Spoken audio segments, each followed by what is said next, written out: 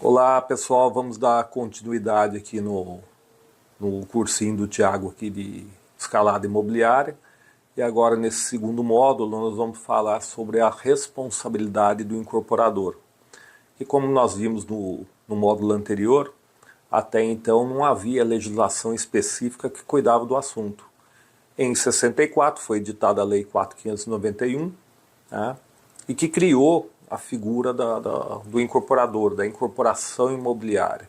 E qual é a finalidade da incorporação imobiliária?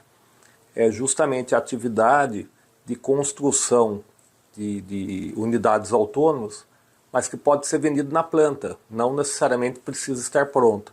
Porque se o empresário tem condições de levantar o prédio a esponte própria, ele não vai precisar de incorporação imobiliária.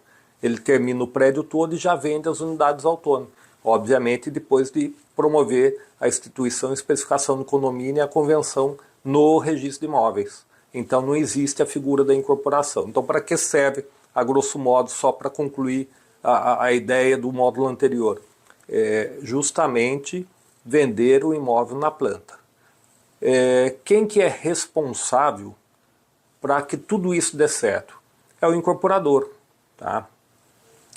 Antes de adentrar nessa ideia, é muito bom a gente distinguir os tipos de parcelamento do solo, que pode ser feito de várias maneiras, mas a grosso modo nós temos aí o loteamento, certo? E temos o condomínio.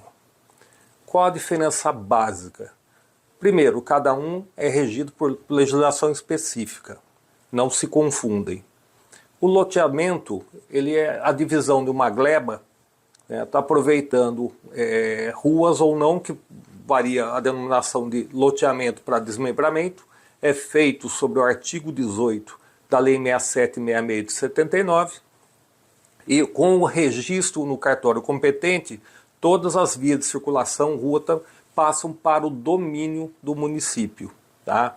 Então é de livre circulação, pedestres, carros, etc., caminhão de lixo, enfim, são as ruas, certo? Que para todo efeito é bem de uso comum do povo, tá ok? Esse loteamento, existe legislação específica que permite, conforme o município, a autorização, né, do município, em que eles têm um acesso controlado. Era o que se chamava de loteamento fechado, tá?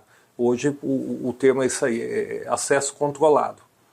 Na verdade, não deixa de ser um loteamento, certo? Só que o acesso é controlado. Lá dentro, as ruas, áreas institucionais, os parques, etc., áreas verdes, continuam de domínio comum do povo. Tá? Já com relação ao condomínio, essa mesma gleba pode ser parcelado, inclusive pode ser um condomínio de casa, ao invés de ser um condomínio de apartamentos, um condomínio de casa, para guardar uma ideia junto com um paralelo, com o loteamento. Só que essas vias de circulação, mesmo com o registro da incorporação ou da especificação, são áreas de uso comum dos condôminos. Certo? Toda a gleba onde foi instalado o condomínio tem área privativa, que seria, por exemplo, as casas, e tem áreas comuns, que seriam a piscina, o parquinho, as vias de circulação, etc. Tá? Esse condomínio já é fechado naturalmente, então ele guarda uma certa equivalência com o loteamento de acesso controlado, mas são institutos distintos, tá ok? Ainda que seja um condomínio de lotes, que se assemelha bem também com o loteamento. E qual a diferença do condomínio de lotes?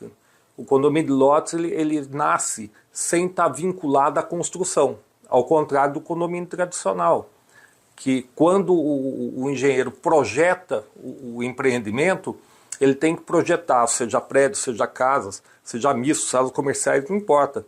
Ele tem que fazer esse projeto arquitetônico com uma ideia virtual. Certo? E quando se registra isso no cartório, nasce a ideia virtual, tanto é que aí sim é possível efetuar as vendas das futuras unidades autônomas. Então são esses tipos de diferença que é importante saber, porque às vezes o empreendedor tem uma área e acha melhor fazer um condomínio, mas de repente ele é melhor fazer um condomínio de lotes, ou talvez um desmembramento, talvez um loteamento, enfim. Isso aí tudo demanda um estudo de viabilidade, impacto de vizinhança, etc., que obviamente não chega a cargo do registrador. Tá ok?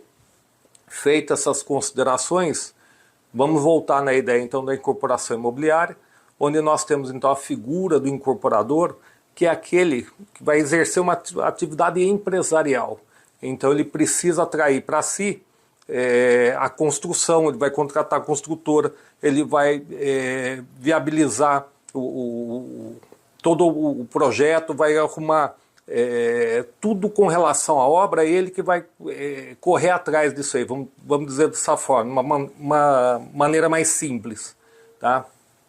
E com isso em mente, ele responde civil e criminalmente por todo o prejuízo causado aos adquirentes. Então não é o construtor, não é o proprietário do terreno, que às vezes fez um contrato de permuta com futura unidade autônoma. Quem responde sempre é o incorporador. É assim que está lá